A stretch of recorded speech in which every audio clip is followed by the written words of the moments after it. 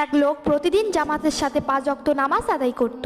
একদিন প্রচুর ঝড় বৃষ্টি হলো। ঝড় বৃষ্টি থামার পর লোকটি বাইরে বেরিয়ে দেখলো রাস্তায় প্রচুর কাদা। তবুও লোকটি সেই রাস্তা দিয়ে কষ্ট করে হেঁটে যেতে লাগলো নামাজ পড়ার উদ্দেশ্যে। মাঝপথে এক যুবক এসে বলল, আপনার হয়তো এই রাস্তা দিয়ে যেতে খুবই কষ্ট হচ্ছে, আমি আপনার গন্তব্যস্থলে পৌঁছে দিয়ে আসি।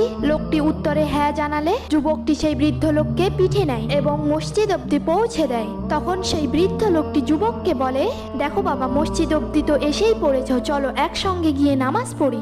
সাথে সাথেই সেই যুবক শয়তানের রূপ নেয় এবং বলে, আমি তো শয়তান, আমি কখনোই নামাজ পড়ি না। তখন বৃদ্ধ লোকটি বলে, তুমি যদি শয়তান হয়ে থাকো তাহলে আমাকে ভালো কাজে সাহায্য করলে কেন? শয়তান বলে, আমি সাহায্য করেছি কারণ প্রতিদিন তুমি সহজভাবে কোনো কষ্ট না করেই মসজিদে আসতে পারো, কিন্তু আজকে যখন তুমি প্রচুর কাদার মধ্যে কষ্ট করে হেঁটে আসছিলে নামাজ আদায় করার জন্য, তাই আল্লাহ তাআলা অন্য দিনের তুলনায় আজকে তোমাকে বেশি সওয়াব দান করত। তুমি যদি